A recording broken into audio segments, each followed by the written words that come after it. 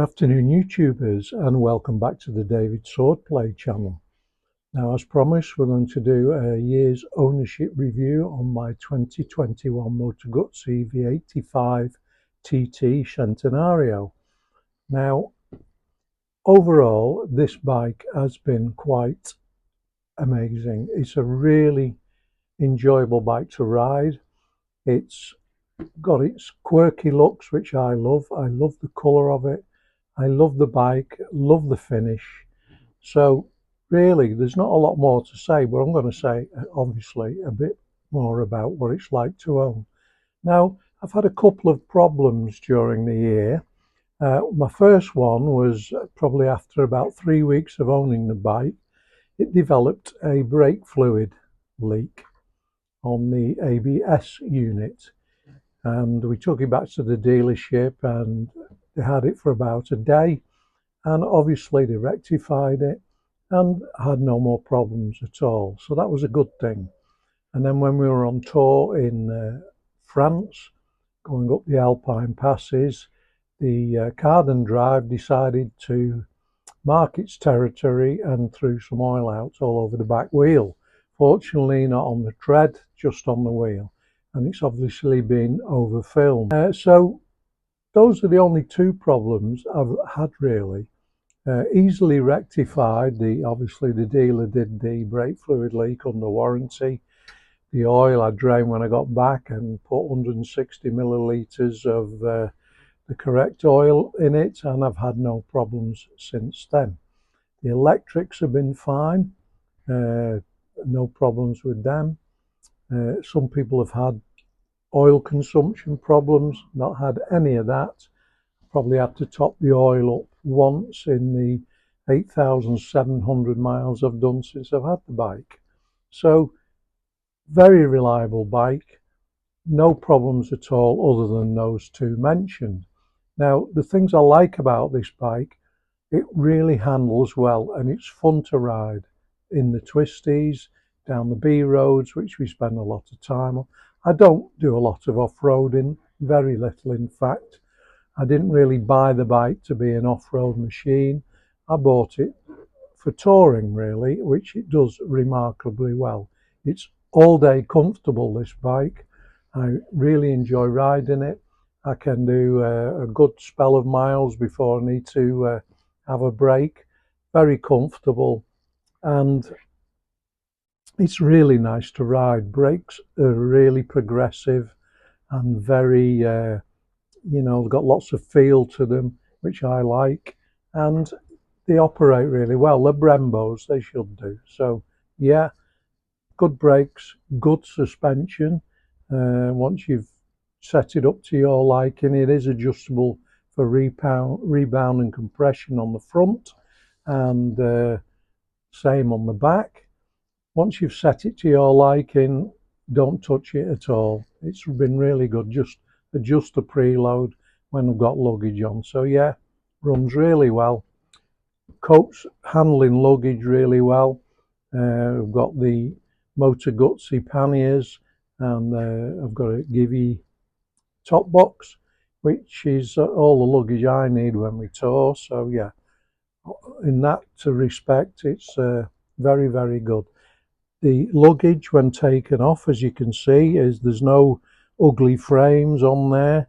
It just clips into these two little sections here and one below, and it's on, locked on. Great stuff.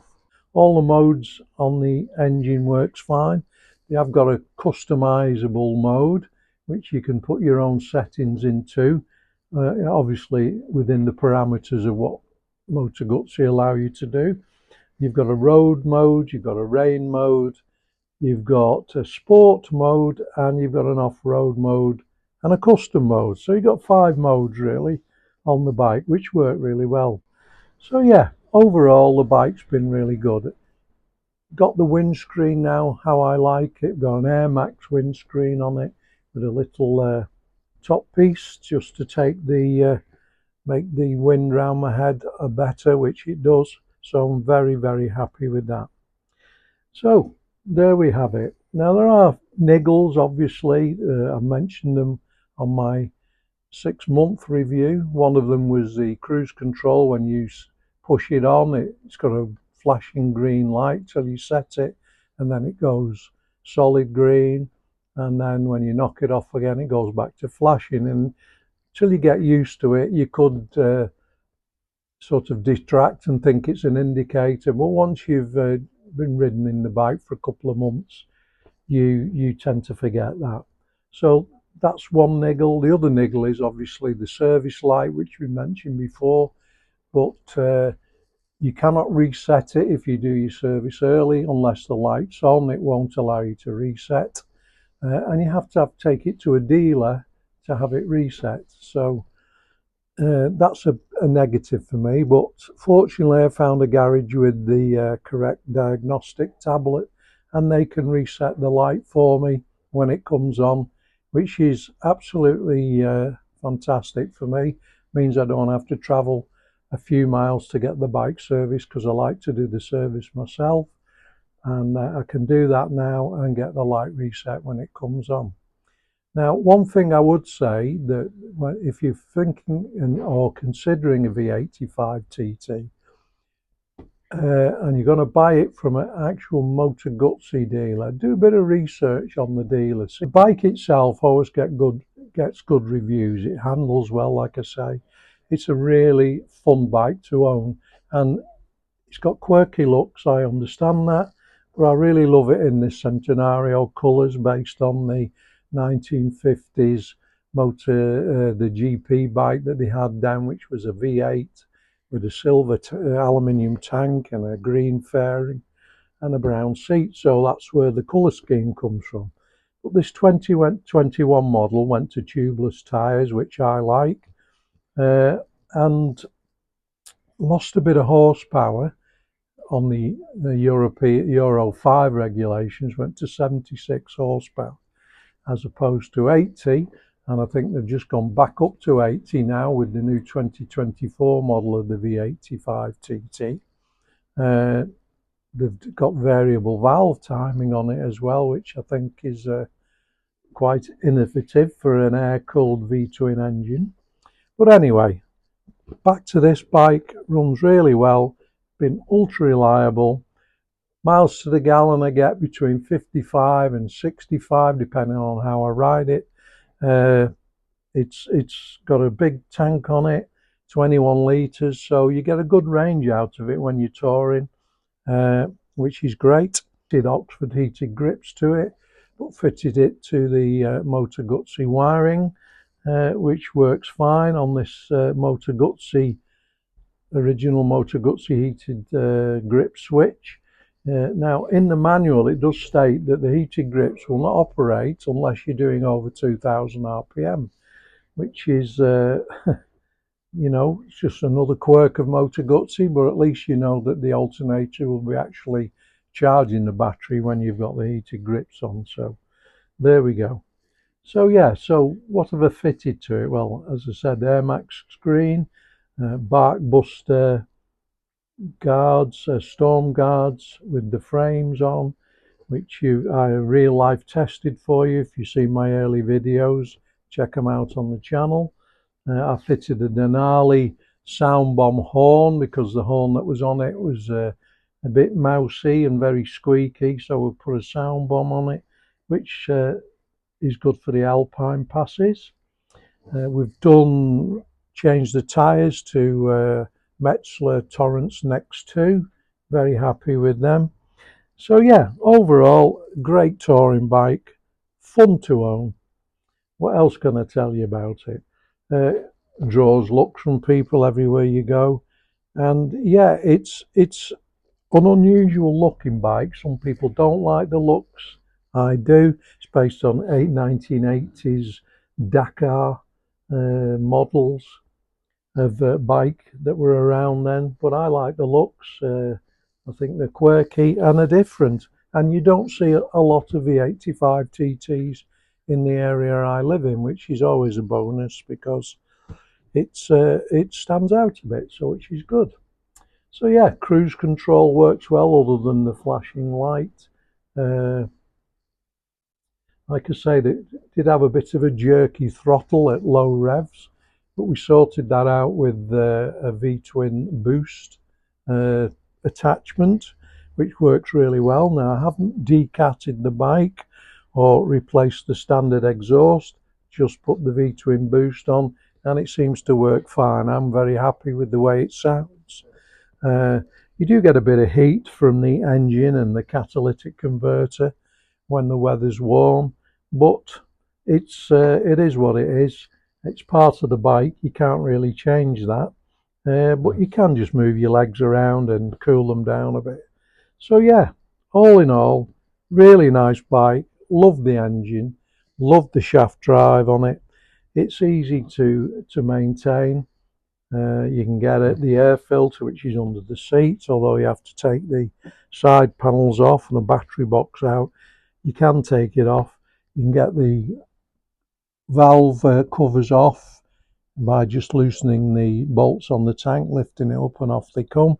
And you can do the valve clearances, which is absolutely brilliant, really. So it's easy to maintain. Everything's gettable at. So yeah, really like the bike. If you're thinking about a V85TT, go and test one. I'm sure you'll like it. People say it feels underpowered. Well, I haven't found that. I mean, I've owned MV Agusta motorcycles, the Turismo Veloce, which had 110 horsepower. I've owned an Africa Twin, which had 94 horsepower. And I've owned a R1200 GS, which had 125 horsepower.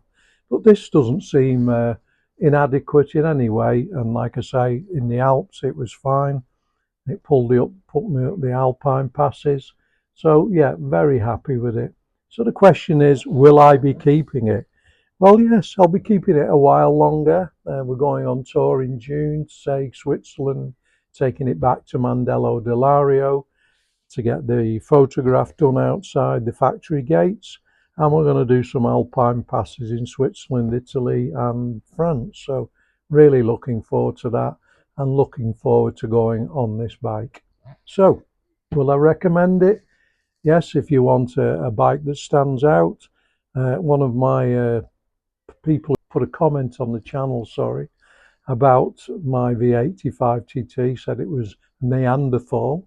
Well, I quite like that, so yeah, it might be Neanderthal, but I like the bike. So the engine's smooth when you're touring, gearbox is fine, and the shaft drive worked really well. As I say, the V-twin boost has smoothed the throttle response out at low speed. So yeah, very happy with it.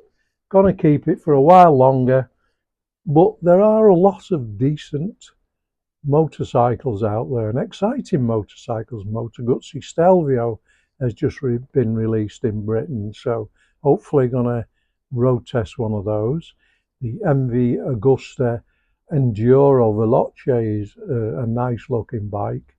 I love triple engines, so maybe that would I could consider that, but they're very pricey. And there is a model that I'm very interested in, which I'm going to test next week actually, is a CF Moto 800 MT Touring. Now that bike is very, very well spec'd. Now I know you're going to throw your arms, oh, Chinese bikes, but this company, CF Moto, is owned by the company that owns KTM and actually builds the KTM 790 Adventure. Now the engine that's in the CF Moto 800 MT is a KTM 790 engine. So it should be interesting. If you're thinking about buying a V85 TT, I would recommend that you buy one that's 2021 and upwards. Get the tubeless wheels on it, and most of the faults were ironed out by then. So there we have it, V85 TT Centenario. I really like this bike. It's all day comfortable. I look forward to riding it. What else can you say about owning a motorbike? So this is David Swordplay saying thanks for watching, and we'll catch you on the next video.